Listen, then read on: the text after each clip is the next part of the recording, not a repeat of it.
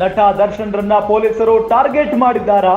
ದರ್ಶನ್ ವಕೀಲರ ಹೇಳಿಕೆಯಿಂದ ಅನುಮಾನ ಮತ್ತು ಕುತೂಹಲ.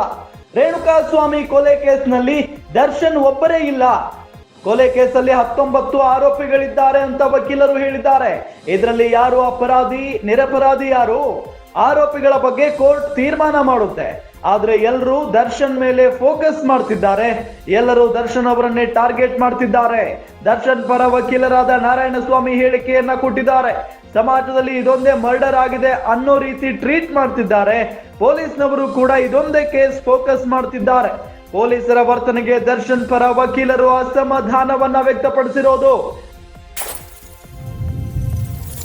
ನಟ ದರ್ಶನ್ ರನ್ನ ಪೊಲೀಸರು ಟಾರ್ಗೆಟ್ ಮಾಡಿದ್ದಾರಾ? ಹಾಗಾದ್ರೆ ದರ್ಶನ್ ವಕೀಲರ ಹೇಳಿಕೆಯಿಂದ ಈ ಒಂದು ಅನುಮಾನ ಜೊತೆಗೆ ಕುತೂಹಲ ಕೆರಳಿಸಿರುವಂತ ಹೇಳಿಕೆ ಇದು. ರೇಣುಕಾಸ್ವಾಮಿ ಕೊಲೆ ಕೇಸ್ನಲ್ಲಿ ದರ್ಶನ್ ಒಬ್ಬರೇ ಇಲ್ಲ. ಕೊಲೆ ಕೇಸ್ನಲ್ಲಿ 19 ಆರೋಪಿಗಳಿದ್ದಾರೆ ಅಂತ ವಕೀಲರು ಹೇಳಿಕೆಯನ್ನ ಕೊಟ್ಟಿದ್ದಾರೆ. ಇದರಲ್ಲಿ ಯಾರು ಅಪರಾಧಿ, ಯಾರು ನಿರಪರಾಧಿ? ಆರೋಪಿಗಳ ಬಗ್ಗೆ ಕೋರ್ಟ್ ತೀರ್ಮಾನ ಮಾಡುತ್ತೆ. ಆದ್ರೆ ಎಲ್ಲರೂ ದರ್ಶನ್ ಮೇಲೆ ಫೋಕಸ್ ಮಾಡ್ತಿದ್ದಾರೆ. ಎಲ್ಲರೂ ದರ್ಶನ್ ಅವರನ್ನೇ ಟಾರ್ಗೆಟ್ ಮಾಡ್ತಿದ್ದಾರೆ. ದರ್ಶನ್ ಪರ ವಕೀಲರಾದ ನಾರಾಯಣಸ್ವಾಮಿ ಹೇಳಿಕೆಯನ್ನ ಕೊಟ್ಟಿರೋದು. ಸಮಾಜದಲ್ಲಿ ಇದೊಂದೇ ಮರ್ಡರ್ ಆಗಿದೆ ಅನ್ನೋ ರೀತಿ ಟ್ರೀಟ್ ಮಾಡ್ತಾ ಇದ್ದಾರೆ ಎಲ್ಲರೂ. ಪೊಲೀಸ್ನವರು ಕೂಡ ಇದೊಂದೇ ಕೇಸ್ ಫೋಕಸ್ ಮಾಡ್ತಿದ್ದಾರೆ. ಪೊಲೀಸರ ವರ್ತನೆಗೆ ದರ್ಶನ್ ಪರ ವಕೀಲರು ಅಸಮಾಧಾನವನ್ನ ಹೊರ ಹಾಕಿದ್ದಾರೆ. ದರ್ಶನ್ ಅವ್ರನ್ನೊಬ್ಬರನ್ನೇ ಫೋಕಸ್ ಮಾಡ್ತಾ ಇದಾರಲ್ವಾ?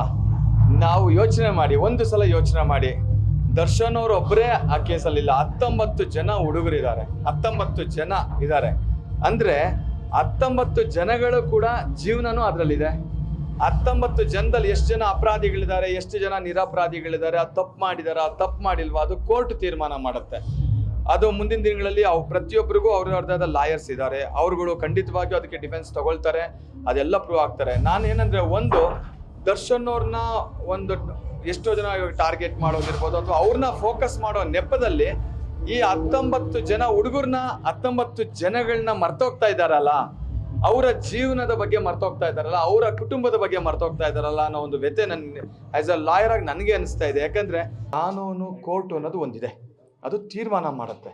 ತೀರ್ಮಾನ ಮಾಡೋವರೆಗೂ ಯಾರೂ ಕೂಡ ಅಪರಾಧಿಗಳಲ್ಲ. ಈ ಕೇಸಲ್ಲಿ ಆಗ್ಬೋದು, ಯಾವುದೇ ಕೇಸಲ್ಲಿ ಆಗ್ಬೋದು. ಆಮೇಲೆ ಸಮಾಜದಲ್ಲಿ ಇದೊಂದೇ ಮರ್ಡರ್ ಆಗಿದೆ, ಇದೊಂದೇ ಅನ್ಯಾಯ ಆಗಿರೋದು, ಸಮಾಜದಲ್ಲಿ ಇದೊಂದು ಬಿಟ್ಟರೆ ಕ್ರೈಮ್ ಇನ್ಯಾವುದೂ ಆಗಿಲ್ಲ ಅನ್ನೋ ರೀತಿಯಲ್ಲಿ ನಾವು ನೋಡ್ತಾ ಇದ್ದೀವಿ. ಅದು ಯಾವ ರೀತಿ ಒಂದು ಅಂದ್ರೆ ಯಾಕಂದ್ರೆ ಪೊಲೀಸ್ ಕಡೆನೂ ಬಹಳ ಸ್ಟ್ರಾಂಗ್ ಆಗಿ ಎಲ್ಲ ಸಾಕ್ಷ್ಯಾಧಾರಗಳನ್ನ ಕಲೆ ಆಗ್ತಾರೆ. ಸೊ ನಿಮ್ ಕಡೆಯಿಂದ ಯಾವ ರೀತಿ? ನನ್ನ ಪ್ರಶ್ನೆ ಪೊಲೀಸ್ನವ್ರಿಗೆ ಆಗಲಿ, ನನ್ನ ಪ್ರಶ್ನೆ, ಹಾಗಾದ್ರೆ ಇದೊಂದೇ ಕೇಸಲ್ಲ ನೀವು ಸ್ಟ್ರಾಂಗ್ ಆಗಿ ಮಾಡೋದು?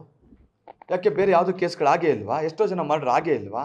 ಎಷ್ಟೊಂದು ಕ್ರೈಮ್ ನಡೆದೇ ಇಲ್ವಾ? ಯಾಕೆ ಇದ್ರಲ್ಲಿ ಇಷ್ಟೊಂದು ಅವ್ರು ಮಾಡಿದ ಅವರು ಇವಾಗ ಒಬ್ಬ ಪಬ್ಲಿಕ್ ಫಿಗರ್ ಆಗಿ ಅವ್ರು ತಪ್ಪು ಮಾಡಿದ್ದಾರೆ ಅಂತ ನೀವು ಹೇಗೆ ಡಿಸೈಡ್ ಆಗ್ತೀರಾ ಅನ್ನೋದು ನನ್ನ ಪ್ರಶ್ನೆ. ಈಗ ಒಬ್ಬ ಪಬ್ಲಿಕ್ ಫಿಗರ್ ಆಗಿ ಮೇ ಬಿ ಅದರಲ್ಲಿ ಅವರು ಆಕಸ್ಮಿಕವಾಗಿ ಇದರಲ್ಲಿ ಸಿಲುಕಿರ್ಬೋದು. ನಾವು ತಪ್ಪೇ ಮಾಡಿದ್ದಾರೆ ಅಂತ ಹೇಗೆ ಹೇಳಕ್ ಸಾಧ್ಯ? ಇಲ್ಲ, ಸಮ್ಟೈಮ್ಸ್ ನೋಡಿ, ಸಮ್ಟೈಮ್ಸ್ ಖಂಡಿತವಾಗಿಯೂ ಆಗತ್ತೆ. ಸಮ್ಟೈಮ್ಸ್ ತಪ್ಪು ಮಾಡಿದ್ರೇನೆ ಸಿಗಾಕೊಬೇಕು ಅಂತಿಲ್ಲ. ಹಾಗಾಗಿದ್ರೆ ಬೆಂಗಳೂರು ಫುಲ್ ಜೈಲಾಗಬೇಕಾಗಿತ್ತು.